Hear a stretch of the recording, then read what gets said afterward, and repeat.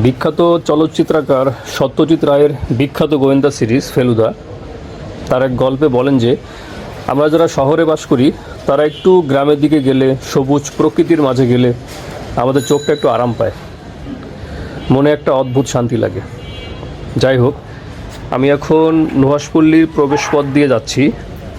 প্রবেশপথ ধরে একটু সামনে এগিয়ে গেলে কিছু খেলনার দোকান, চায়ের দোকান দেখা যায়। এখান থেকে আপনারা কিছু শুকনো খাবার নিতে পারেন। মেন গেটের ঠিক বাম দিকে হলো হুমায়ুন আহমেদ স্যারের সমাধি। তো আমি এখন টিকিট কেটে ভিতরে প্রবেশ করব।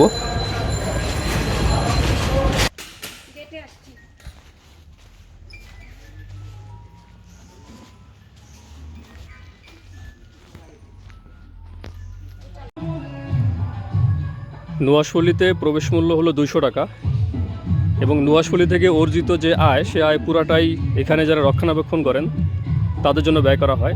এবং নেত্রকোনায় কুতুবপুরে তার একটা শিক্ষা প্রতিষ্ঠান শহীদ স্মৃতি বিদ্যাপীঠ, এর যাবতীয় খরচ মেটানো হয় এই শুভেচ্ছা মূল্য দিয়ে। মা ও শিশুর ভাস্কর্য।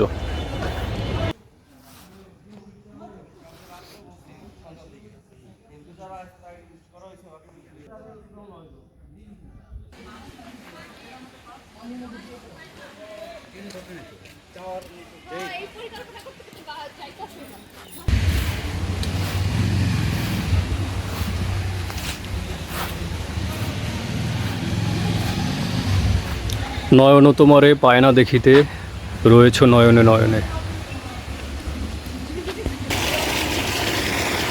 নুহাশপল্লীর ঠিক প্রবেশ পথে ডান দিকে চোখে পড়বে একটা মিনি সুইমিং পুল। প্রতিদিন এই সুইমিং পুলে পানি ভর্তি করা হয় এবং এই রাক্ষসের মুখ দিয়ে পানি বের হয় এবং সুইমিং পুলটা ভরে যায়। এবং এখন বিকেলবেলা, এখন পানি বের হয়ে যাচ্ছে।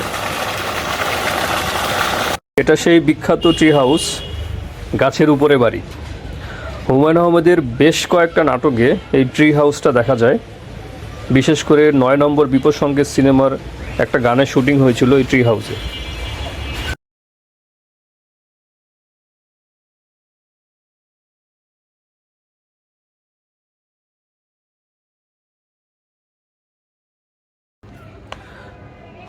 যারা দাবা খেলতে পারেন তারা চাইলে এখানে দাবা খেলতে পারেন।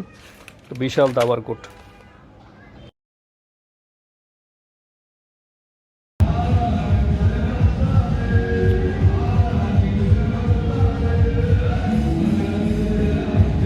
একটা বিশাল রাক্ষস তাকিয়ে আছে ভয়ঙ্করভাবে এবং রাক্ষসের যে হাতের নখগুলো সেটা আরও বেশি ভয়ঙ্কর। এদিকে মৎস্যকন্যা উঁকি দিচ্ছে এবং সে কিছুক্ষণ পরে রাক্ষসের ভয়ে পানি নিচে ডুব দেবে।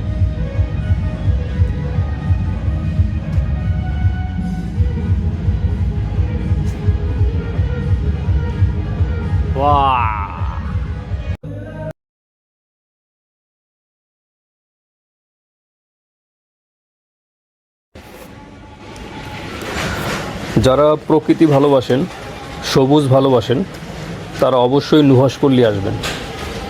এখানে বেশ কয়েকটা ডাইনোসরের অনুকীর্তি আছে।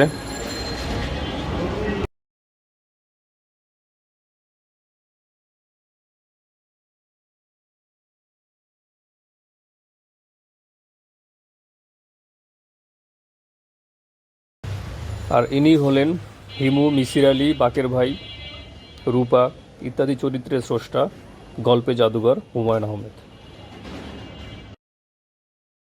পল্লীতে আজকে পিকনিক চলছে ব্র্যাক ইউনিভার্সিটির, অনেক মুখরিত পরিবেশ। এই গাছটা খুব বিখ্যাত। এই গাছটা আমি সেন্ট মার্টিন গিয়ে একবার দেখেছিলাম, আর আজকে নুহাশপল্লীতে এসে গাছটা পেলাম। বিশাল বড় গাছ। আসলে হুমায়ুন আহমেদ ছিলেন একজন গাছপ্রেমিক। নুহাশপল্লীর ভিতরে কম বেশি প্রায় 300 প্রজাতির গাছ আছে এবং এমন কিছু গাছ আছে যেগুলো সচরাচর পাওয়া যায় না। আর আমি এখন যে জায়গাটা বসে আছি এটা হচ্ছে লীলাবতী দিঘির পাড়ে একটা দোলনায় বসে দোল খাচ্ছি।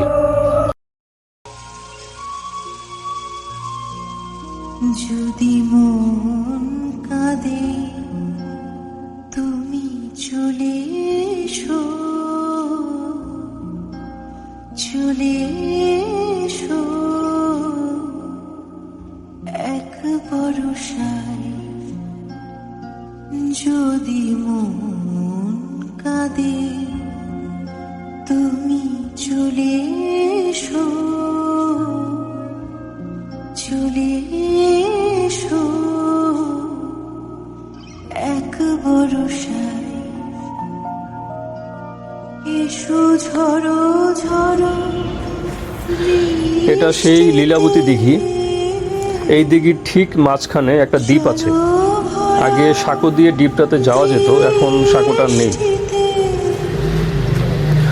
নয়ন তোমারে পায় না দেখিতে, রয়েছ নয়নে নয়নে। আমি এই মুহূর্তে আছি লীলাবতী দিঘির পারে। লীলাবতী হলো ভারতীয় গণিতবিদ শঙ্করাচার্যের মেয়ের নাম, এবং শঙ্করাচার্য একটা গণিতের বই লেখেন, সেই বইয়ের নাম দেন লীলাবতী। এবং সেই বইটা পড়ে হুমায়ুন আহমেদ খুব অভিভূত হয়েছিলেন এবং তিনি সিদ্ধান্ত নিয়েছিলেন যে তার পরবর্তী কন্যার নাম রাখবেন লীলাবতী। এবং হুমায়ুন আহমেদ দিঘির জলে কার ছায়া গো এই বইটা তার মেয়ে লীলাবতীর নামে উৎসর্গ করেন। এই সেই বৃষ্টিবিলাস। হুমায়ুন আহমেদ বৃষ্টি খুব ভালোবাসতেন।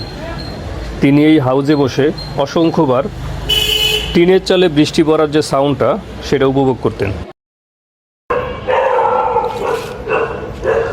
ও কারিগর দয়ার সাগর, ও গো দয়াময়, চান্দি পশর রাইতে যেন আমার মরণ হয়। আসলে হুমায়ুন আহমেদ জ্যোৎস্না খুব ভালোবাসতেন। তার অসংখ্য গল্পে, নাটকে, সিনেমায় আমরা দেখেছি জ্যোৎস্নার আলো, কল্পনায় দেখেছি পূর্ণিমার রাজ্য। সন্ধে হয়ে এলো, বাড়ি ফিরতে হবে এবার। সময় স্বল্পতার কারণে নুহাশপল্লীর সবকটা জায়গা দেখাতে পারলাম না। আপনারা সময় পেলে অবশ্যই ঘুরতে আসবেন নুহাশপল্লী। সো বন্ধুরা, দেখা হবে অন্য কোনো ভিডিওতে। আজকে এই পর্যন্তই। ভিডিওটা কেমন লাগলো অবশ্যই জানাবেন। ধন্যবাদ সবাইকে।